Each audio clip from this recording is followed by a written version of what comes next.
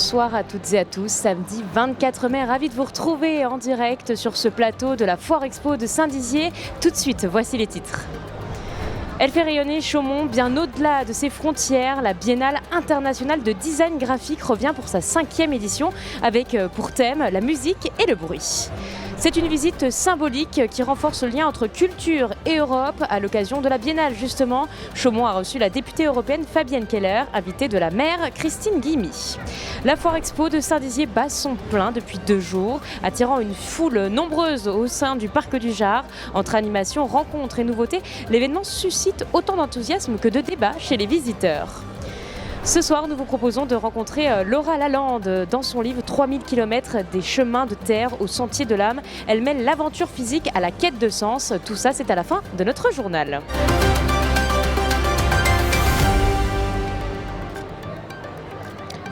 Je vous le disais en titre, ce jeudi, la 5e Biennale de graphisme de Chaumont a lancé les festivités avec une soirée inaugurale. Dès le lendemain, des centaines de personnes ont pu graviter dans les rues de la ville afin de découvrir 10 expositions sur le graphisme et la musique.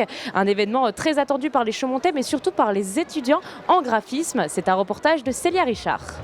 Bienvenue à la 5e Biennale internationale du design graphique de Chaumont. C'est un événement plus qu'attendu dans le monde du graphisme. Cette année, la Biennale de Chaumont revient avec un tout nouveau thème, la musique et le bruit. C'est au cœur de la vieille ville de Chaumont que les 10 expositions présentées à cette occasion ont pris place, et notamment dans les locaux de l'Institut du patrimoine haut-marnais. À l'intérieur, les 3 expositions s'intéressent à la typographie et aux messages transmis par les graphistes. La première salle retrace 10 ans de travaux typographiques de la NRT. C'est à la fois une recherche typographique assez dense et assez large, et en même temps avec une mission aussi de préservation d'un patrimoine matériel et immatériel aussi, et de savoir humain qui pour certains sont en partie disparus, puisque donc comme vous pouvez le voir ici par exemple, le programme s'est intéressé par exemple à l'alphabet maya, qui a été l'un des plus difficiles à encoder. Et donc c'est l'un des nombreuses actions, des nombreux champs de recherche que peut porter la NRT à ce jour. Au 2e étage, Métalogo propose un arbre généalogique de tous les logos de métal. L'objectif de Sébastien, c'était justement d'essayer de dresser une sorte de portrait général de ces logos de métal qui sont très intéressants visuellement, qui nous induisent tout de suite aussi dans un univers à la fois musical, visuel, esthétique complet. Et ce qui a intéressé Sébastien, c'était donc de catégoriser quelque part un petit peu aussi ces logos en les regroupant par sous-genre, par famille musicale. Et on se rend compte par là qu'on retrouve quelque part des sortes de familiarité ou des liens de cousinage, on pourrait dire, entre certains logos. Et la dernière exposition est un focus sur le travail d'Hélène Marian, dessinatrice de caractères et peintre en lettres. Ce ne sont pas des objets de commande, ce sont des objets qu'elle va créer, peindre elle-même, finalement dans un processus expérimental de recherche aussi, d'expérimentation autour du dessin de lettres. Et Hélène Marian donc travaille particulièrement avec l'univers de la musique expérimentale ou de la musique bruitiste.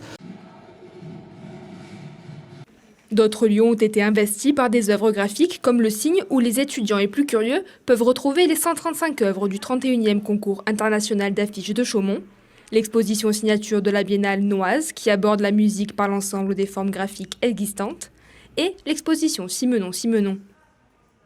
L'engouement, et puis quand on était en licence, on nous l'a beaucoup vendu.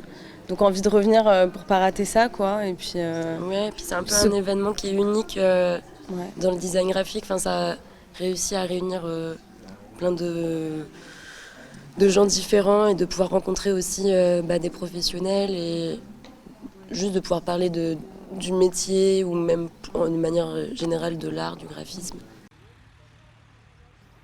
La chapelle des Jésuites, au centre de la ville, accueille également un panel des productions du studio H5 avec des pochettes d'albums de musique électronique française et internationale. Près de 10 000 visites sont attendues lors du week-end inaugural. Ce vendredi, la députée européenne Fabienne Keller était en visite justement à l'occasion de cette biennale à Chaumont. Elle était là le jeudi 22 mai, l'occasion pour l'élu de faire le point sur les fonds européens mis à disposition par la ville. Célia Richard est allée à sa rencontre. L'Europe s'invite à Chaumont. À l'occasion de la Biennale du graphisme, la députée européenne Fabienne Keller a accepté l'invitation de Christine Guilmy, la maire de Chaumont, afin de venir visiter le territoire et la ville. Une initiative qui vise à renforcer et concrétiser l'empreinte européenne au cœur de Chaumont. Lors de la conférence de presse organisée ce vendredi, la députée a pu aborder des sujets comme les droits humains, l'impact de l'Europe sur la France et la région, mais également l'importance de l'art et des événements comme la Biennale. Ça me semble très important pour moi d'aller à la rencontre des territoires, de voir aussi au passage les fonds européens, puisque la Biennale a bénéficié du FEADER, du Fonds de développement des territoires ruraux, et j'en suis très heureuse. Donc je travaille au niveau européen, mais ce qui fait sens pour moi, c'est l'action et le développement local. C'est une magnifique animation très foisonnante avec de jeunes artistes qui rejoignent Chaumont, avec une ville qui se met aux couleurs de l'art graphique. Donc je suis très heureuse de partager ce grand moment. C'est un foisonnement d'initiatives. Ça part d'une donation, puis d'investissements qui ont eu lieu à travers le Centre du Cygne, qui fait de la formation, d'un concours d'affiches pour des professionnels, pour des jeunes artistes, des étudiants qui viennent, un ensemble d'événements pendant plusieurs mois. Je trouve que c'est une très belle initiative qui associe pleinement les habitants de Chaumont. Vous l'attendiez et elle est là, la Foire Expo de Saint-Dizier a fait son grand retour et les braquards sont déjà au rendez-vous. Animation, stand, débat et des opinions parfois bien tranchées sur cette foire. Tout le monde a quelque chose à dire sur cette version 2025. Nous y étions toute la journée et nos équipes ont recueilli l'avis des visiteurs. La Foire Expo a ouvert ses portes au Bragard depuis 48 heures et les allées ne désemplissent pas. Entre stands, artisanat et animation, les visiteurs en prennent plein la vue avec notamment des ateliers pêche, un Jaguar de la base aérienne et le Magical Industry Tour. Une foire que les habitants attendaient de pied ferme. Tous n'ont pas le même avis sur le retour de cet événement. Ça dynamise un petit peu la ville, le centre-ville, la ville de Saint-Dizier. Je trouve que ils font beaucoup de choses, donc c'était plus étoffé. Là, j'ai l'impression qu'il n'y a pas grand-chose, ou alors que tout est rassemblé dans un même endroit. Et c'était beaucoup plus étoffé. Commercial que là, moi je vois pas quelque chose d'attirant cette année. Franchement, j'ai qu'une hâte, c'est de sortir. Moi je trouve que c'est bien, hein. Bon, on est parti, non, moi je trouve que c'est bien. Mais c'est plus de la visite parce qu'on n'a rien vraiment à acheter en particulier. Mais si on rénove ou etc., on a tout ce qu'il faut ici. Jour et nuit pour surveiller, pour veiller à ce que tout soit en ordre. Malgré cela, la foire fait vivre le centre-ville de Saint-Dizier, notamment avec sa voix, Christopher Muel. Ce qui marque le plus, c'est comment cette foire a pu manquer en 6 ans de temps, parce qu'il y a eu 6 années d'absence, et on se rend compte eh bien, que ce rendez-vous était réellement demandé, voulu et réclamé en fait par les gens. C'est un climat aussi assez anxiogène dans lequel on vit aujourd'hui. Et cette bulle dans le parc du Jas permet aux gens de faire des affaires, de se balader, de retrouver des gens, de discuter. Voilà, on est vraiment dans la convivialité. Regardez, les gens ont le sourire aux lèvres. Donc moi, je pars du principe que quand les gens ont le sourire aux lèvres, c'est qu'ils sont heureux. Et quand ils ne l'ont pas, eh bien, moi, mon job, c'est de faire tout en sorte qu'ils aient ce petit sourire pour être heureux et qu'ils aient passé une bonne journée avec nous. Deuxième jour de foire réserve encore quelques surprises avec 2 concerts en soirée. Elle a parcouru 3000 km à pied du Mexique au Canada sur l'un des plus longs sentiers de randonnée du monde. Paul Deswatines a reçu la semaine dernière Laura Lalande qui a écrit ce livre et qui raconte son aventure. Ce soir, nous recevons Laura Lalande. Alors, vous êtes écrivaine, conférencière, formatrice, mais surtout marcheuse. Bonsoir. Bonsoir Paul. Alors ce soir, nous vous recevons à l'occasion de la sortie de votre premier livre, 3000 km, des chemins de terre au sentier de l'âme, aux éditions Albin Michel. Que raconte ce livre ? Comme il l'indique son nom, 3000 km, que j'ai effectué au départ de Paris. Il y a plus de 10 ans, j'ai commencé à marcher. J'avais une vie qui était très à la fois éparpillée et très dense. Et il y a eu ce moment où j'ai eu besoin de partir vers mes racines. Donc pour ma part, c'était Bordeaux, ma ville natale. Et j'ai donc suivi le chemin de Saint-Jacques-de-Compostelle, de Paris jusqu'à Bordeaux. Jusque-là, c'est plutôt classique. Les pèlerins qui nous écoutent pourront s'y reconnaître. Mais j'ai découvert une sorte de facilité, de liberté à quitter ainsi une énorme ville à pied. Et c'est devenu comme un rituel. À chaque nouvelle saison, j'ai quitté Paris à pied, dans plein de directions différentes, parfois sur des chemins de Saint-Jacques connus, parfois sur des sentiers oubliés. Et donc, D'où vous est venue cette idée d'écrire? Vous avez commencé à marcher, est-ce que l'idée d'écrire vous est venue tout de suite ou au fur et à mesure de vos marches? Longtemps, le leitmotiv de ces marches, ça a été de trouver ma place. Vous savez ce qu'on dit, où est ma place? Je cherche ma place, je ne sais pas où est ma place. Et moi, j'avais l'impression que je ne trouvais pas ma place, même si j'étais très active dans plein de domaines différents. Et il y a eu ce moment où je suis arrivée à Honfleur, en 2018, sur la plage. Et d'ailleurs, dans le livre, on a fait une petite carte pour que les lecteurs s'y retrouvent dans toutes ces marches. Il y en a 24 au total, depuis Paris. Et je me souviens d'avoir fait sur le sable plein de traits dans toutes les directions en me disant « mais quelle est ma direction ?»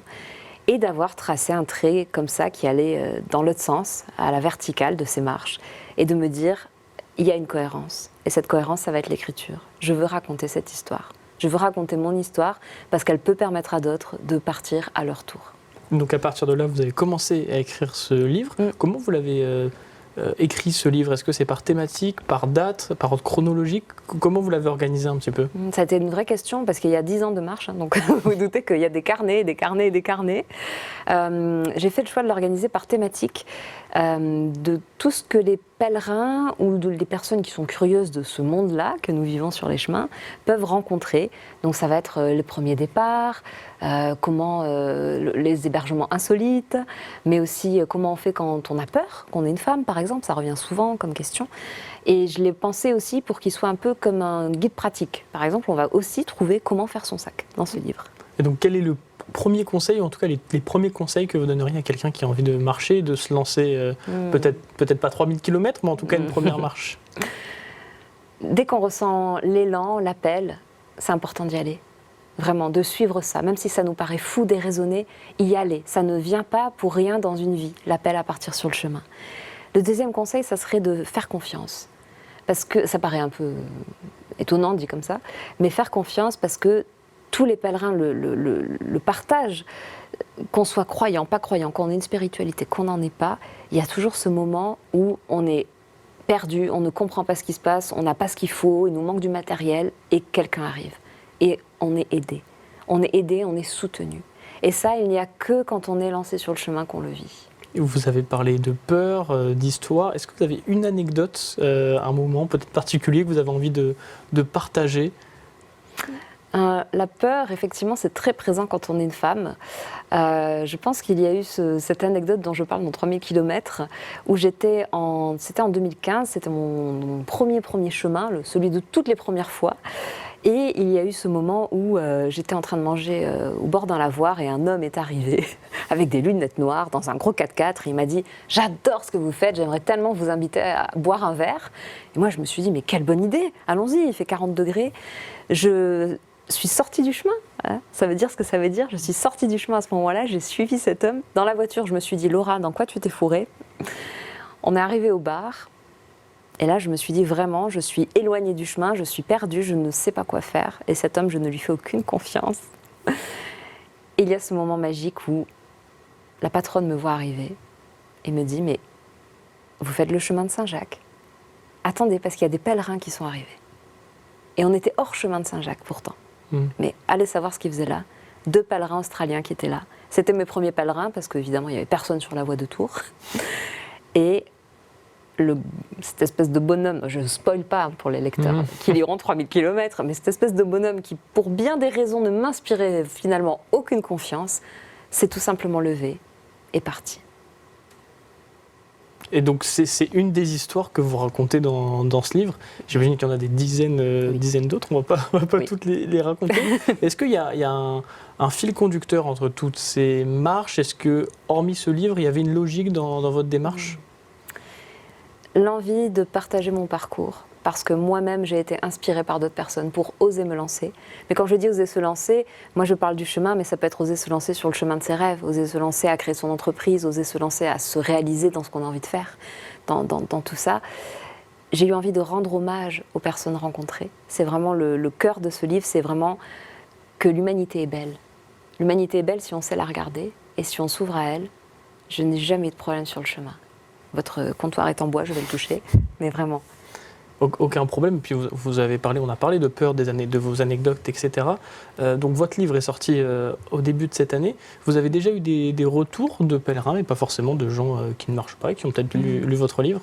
C'est un public très très très varié qui lit ce livre parce que la langue est à la fois simple, accessible et en même temps il y a des petites envolées poétiques de temps à autre.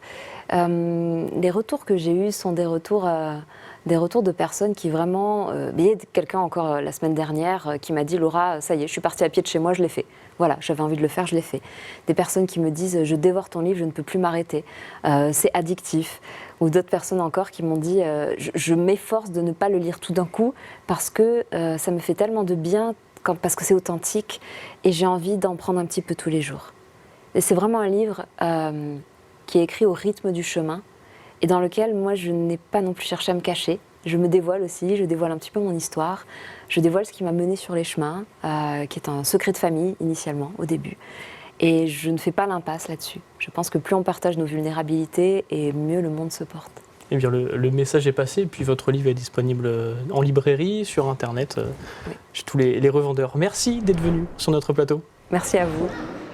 Et c'est une interview à retrouver sur notre site internet et notre application, bien sûr. C'est la fin de notre journal. Merci de nous avoir suivis. Demain, vous allez retrouver à midi le grand JT des territoires avec Cyril Viguier. Tout de suite, c'est la météo. Quant à moi, je vous retrouve demain à partir de 13h, ici même, avec Antoine Regnault pour le MAG de la Foire. Je vous souhaite une très belle soirée. L'information continue sur puissancetélévision.fr.